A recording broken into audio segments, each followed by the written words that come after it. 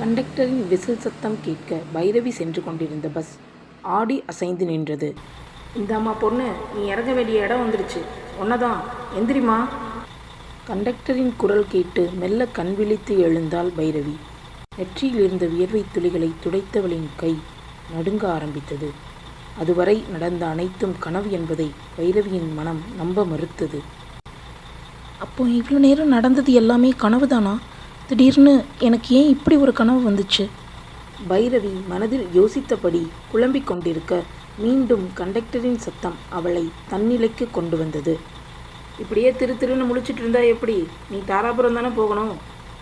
இதோ இந்த ஒத்தையடி பாதையில் நடந்து போனால் 1/2 மணி நேரத்தில் போய் சேர்ந்துடலாம். சீக்கிரமாக இறங்குமா. கண்டக்டர் சொன்னதும் தன் பெட்டி படுக்கைகளை எடுத்துக்கொண்டு பஸ்ஸிலிருந்து கீழே இறங்கினாள் பைரவி. அடுத்த நொடி அந்த பஸ் அங்கிருந்து கிளம்பியது. பைரவி சுற்றும் முற்றும் பார்க்க கும் இருட்டாக இருந்தது. பூச்சிகளின் ரீங்காரமும் சுற்றி இருந்த பனைமர ஓலைகள் காற்றோடு உரசும் சத்தமும் அந்த இடத்தை இன்னும் பயங்கரமாக காட்டியது. யோசித்தபடியே தன் ஸ்மார்ட் வாட்சை பார்த்தாள் பைரவி. அடச்ச, 4 மணி தான் ஆகுதா? பஸ் ரொம்ப ஸ்லோவாக தான் வந்துச்சு. பட் சொன்ன டைமுக்கு 1 ஹவர் முன்னாடியே கொண்டு வந்து விட்டுட்டாங்க. ஒரு பெருமூச்சு விட்டு பையை தூக்கி கொண்டு கண்டக்டர் காட்டிய பாதையில் நடக்க ஆரம்பித்தாள் பைரவி. 10 அடி தூரம் நடந்த பின் பைரவிக்கு ஒரு காலடி சத்தம் கேட்டது. யாரோ தன்னை பின்தொடர்வது போல உணர்ந்த பைரவி சட்டென நின்று திரும்பி பார்க்க அங்கு அவளை தவிர வேறு யாரும் இல்லை. ஏற்கனவே பைரவி கண்ட கனவு அவள் மனதில் ஓடிக்கொண்டிருக்க பைரவியின் இதயம் படபடக்க ஆரம்பித்தது. ரிலாக்ஸ் பைரவி, இது காட்டுப்பாதை. ஒருவேளை இது வேற ஏதாவது சத்தமாக கூட இருக்கலாம். தேவையில்லாமல் யோசிச்சு டென்ஷன் ஆகாது. தன்னைத்தானே சமாதானப்படுத்தி கொண்டு மீண்டும் நடக்க ஆரம்பித்தாள் பைரவி. மீண்டும் அதே காலடி சத்தம். இல்லை, கண்டிப்பாக யாரோ என்னை ஃபாலோ பண்ணிகிட்ருக்காங்க. எனக்கு கன்ஃபார்மாக தெரியுது. மனதிற்குள் யோசித்தபடியே வேகமாக நடக்க ஆரம்பித்தாள் அவள். அவள் வேகத்திற்கு ஈடு கொடுத்து காலடி சத்தமும் அதிகமானது. எதற்கும் துணிந்த பைரவி இன்னும் தன் வேகத்தை கூட்டினாள். காட்டுப்பாதை முடிவுக்கு வந்து தாராபுரம் கிராமம் கண்ணில் தென்பட பைரவியின் பதட்டம் சற்று குறைந்தது. கிராமத்தை நோக்கி நடந்து சென்று கொண்டிருந்தவளின் கண்கள் அங்கிருந்த கிணத்தை பார்த்து அசைய மறுத்து சிலையாகி போனாள் பைரவி. ப்ளீஸ், என்னை எதுவும் செஞ்சிடாத. நான் எந்த தப்பும் பண்ணலை. என்னை நம்பு. என்னை எதுவும் செஞ்சிடாத. என்னை விட்டுரு. வேண்டாம். கனவில் கேட்ட குரலும் அதன் பின் நடந்ததும் பைரவிக்கு ஞாபகம் வர தன்னையும் மீறி அந்த கிணற்றை நோக்கி நடக்க ஆரம்பித்தாள். ஒவ்வொரு அடியாக எடுத்து வைக்க பைரவிக்கு பதட்டம் அதிகமானது. ஏதோ சரியில்லை என்பதை உணர்ந்து கொண்டவள் தன் மனதை திடப்படுத்தி கொண்டு கிணற்றுக்குள் எட்டி பார்க்க அதே நேரம் பின்னாலிருந்து ஒரு கை அவள் தோளின் மீது விழுந்தது.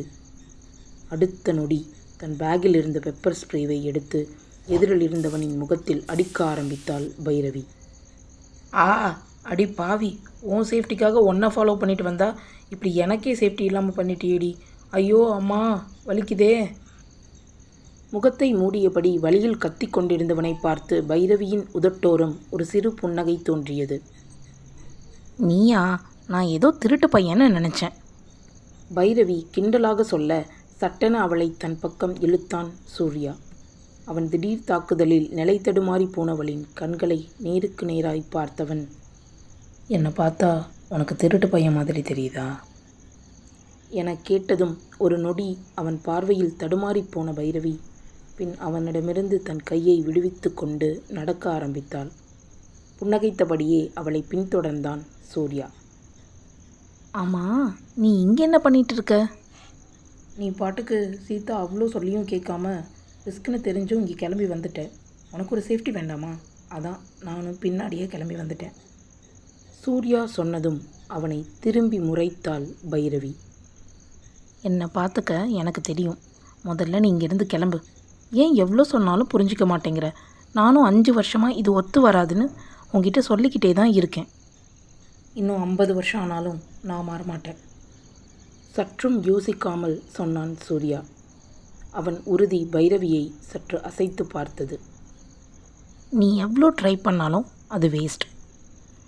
ஆமாம், ஹீரோ மாதிரி கிளம்பி வந்துட்ட சரி, சார் எங்கே தங்க போகிறீங்க? நக்கலாக கேட்டு சிரித்தாள் பைரவி.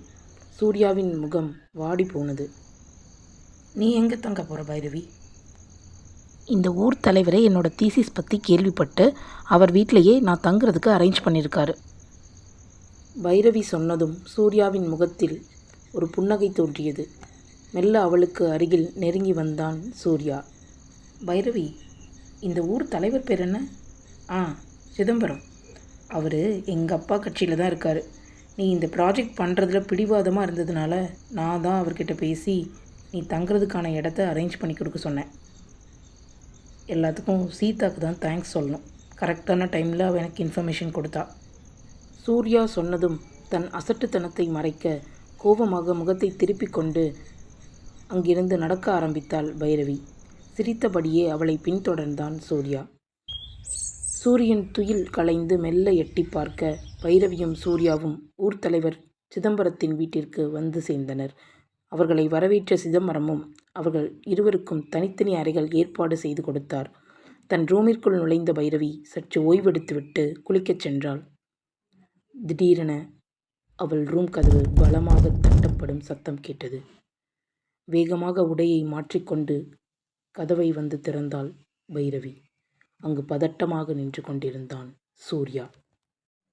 நேற்று நைட்டு ஒருத்தர் ஊர் கணத்தில் விழுந்து இறந்துட்டாராம்.